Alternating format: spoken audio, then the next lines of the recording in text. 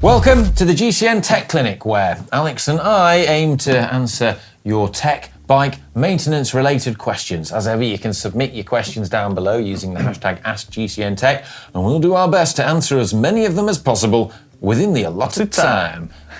First question. Right, first question is from @_Zane. They say, dumb question. Oh, I don't know. So, in the UK, is the right lever for the rear derailleur and the front brake, and the left lever for the front derailleur and the rear brake? Yes. Yes, it is. Yeah, it's not a dumb question. It's just like, we call it like moto braking, don't we? Yeah. Same as like motorbike. Basically, everywhere in Europe has the brakes the opposite way round. Also, most bikes are actually designed with the cable routing to be optimised for the brakes the opposite way round. But for some stupid reason, us in the UK decided we want to have the rear brake on the left. I don't know the actual reason for that either, do you? I don't know. No, I don't. If you do know, let us know in the comments section. But I think there's lots of weird like etymology around this. I think it's part of because we drive on that side. I don't know. Yeah. Oh well. Maybe we can. Well, the side of the road that we drive on, yeah. Okay, right. Next question. I'm going to read it out because it says it's specifically for you. Okay. It's from John L. Question for Ollie. I think you said that your favourite saddle is the Celitalia SLR Boost. I am 54 and having increasing prostate issues, unfortunately, but can you give me some guidance on the best saddle for my condition? I know why they've asked you, because they know you're a similar age. Yes, that'd be it. Yeah. Now, there's... Well, yes and no. The optimum saddle for you or someone else is likely not necessarily, well, it's not necessarily going to be the same as the best saddle for me. The best way to do it is to go to your local bike shop, and they have various fitting services to do with different saddles. Not all bike shops have this, but you can search ahead of time or call them and see what they do have, and go to one that does have extensive saddle fitting.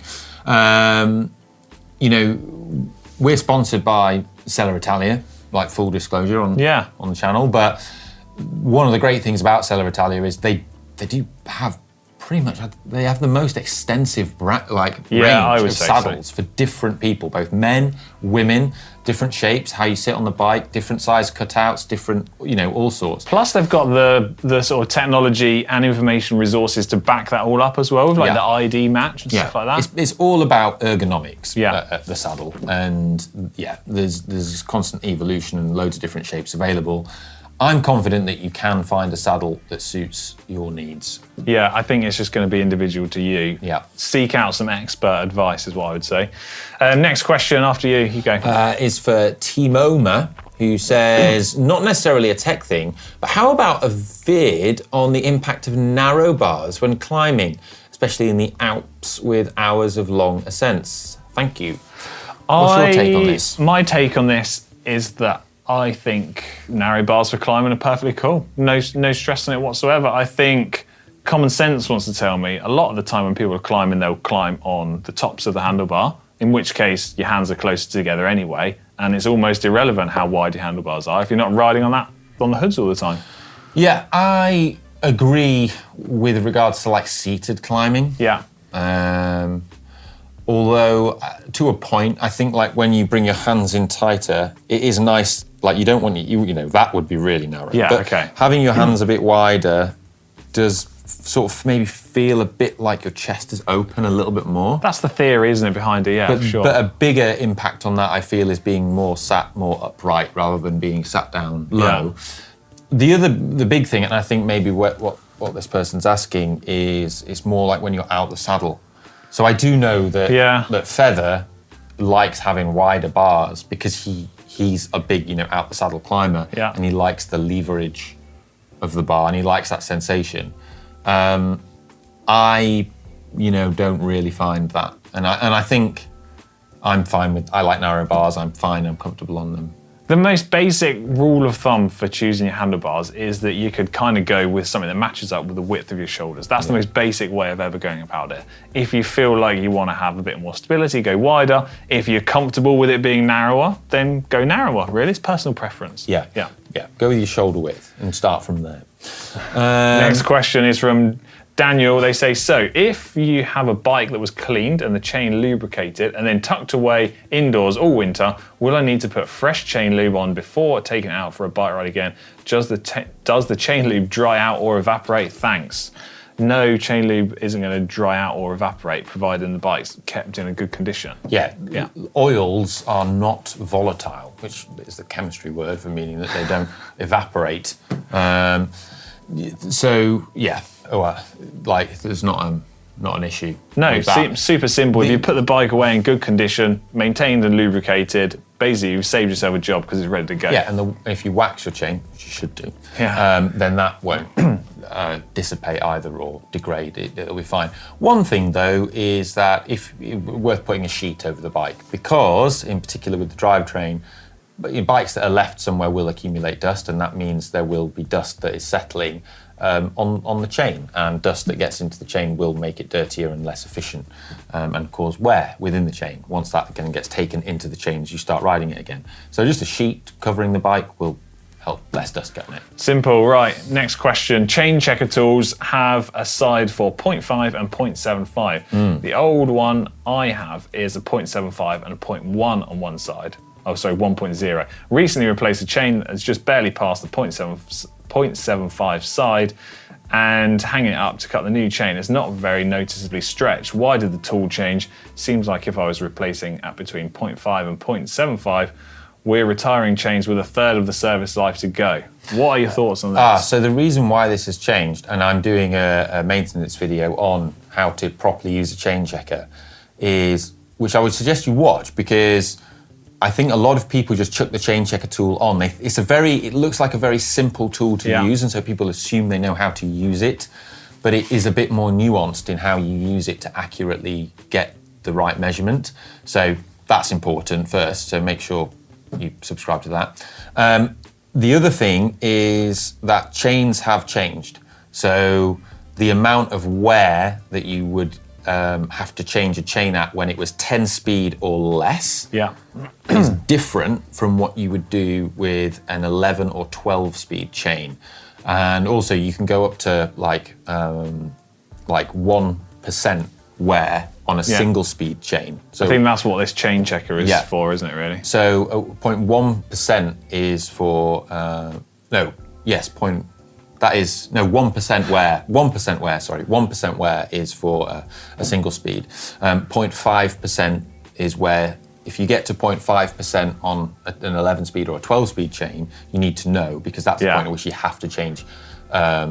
You're probably going to have to change your cassette at that point. Yeah, it's going to be game over if you get that far. Okay, right. Well, the easy thing to do, make sure you watch your video to get every single detail right. Right, next question is from Eric. They're saying, what happens to the strip chip after? So this is a question from your most recent chain waxing video. Yeah. How does it contain the grease for the wax not being contaminated if it melts? Or should I fish it out? Will the grease and it collect into some sort of blob that I can then separate? And with a bag of 500 grams wax, how many more? Could I do more than just 6 chains? Okay, so there's a lot to unpick in this question, basically. So what I would say, Eric, with the greatest respect, is watch the video again, because all of the questions that you're asking are actually in the video. Yeah.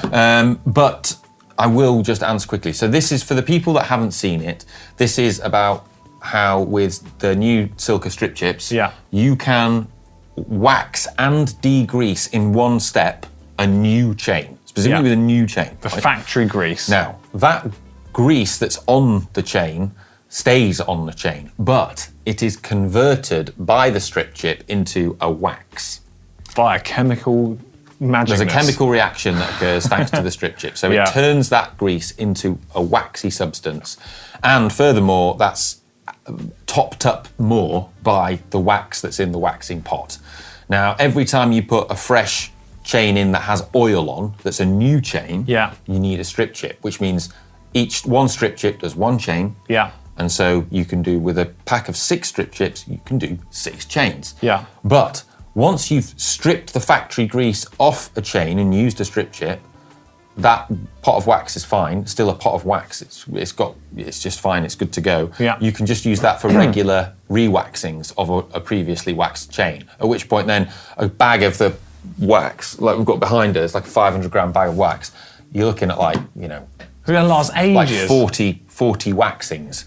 Yeah, I reckon more. Yeah, definitely more than that. I think the key thing is you can't just, I think this is what the question is getting at, you can't just keep adding strip chips into the bag of melted wax because it's going to gradually like overtake the amount of wax in there. 6 is your limit. Silca 6 is your limit within a bag of 500 grams of wax. And you don't have to then get rid of it. You just then can only use it as a normal wax, and you can just put the chain in, get it out, but no more degreasing and waxing in one step. Yeah. Okay. Glad we've cleared that up. Yeah. It does seem confusing on the face of it, I guess. But you can use the other degreasing methods like chain stripper, the liquid chain stripper. Yeah. One more waxing question to go to the end, and this is the last question this week. Okay. So it's from Dave Wilson. Thanks for the video, very handy. I have a new chain so that's an easy one. However, I have 2 other chains which I've used sparingly outdoors. Now these have been used straight out the packet, which probably wasn't the best idea. No. My question is, do these count as new chains for the purpose of waxing, or should I be giving them a thorough chemical clean before waxing them with a strip chip? Yeah, thoroughly chemical clean them. Yeah. The strip chip is just for a brand new chain that has factory packing grease on it. Yeah, that's it. Use thoroughly clean them, and then use whatever method you want. We've done videos on this showing you how to clean a chain. The chain stripper can be used. Yeah. But what you're basically looking for is when you're using your cleaning solvent on the chain, you might have to do a few cycles cleaning it. I'm going to say at least 2 to 3 cycles with like a really good quality degreaser or a chain stripper, or like alcohol and stuff like that. Yeah, and you'll know when it's okay because the liquid that you're using to clean the chain will be clear. Yeah, do not contaminate that wax. Yeah. Right, that's it for this week's Tech Clinic. As always, sorry if we didn't answer your questions. Be persistent, put them in the comments section, and we'll pick them out in the coming weeks. Love you, bye.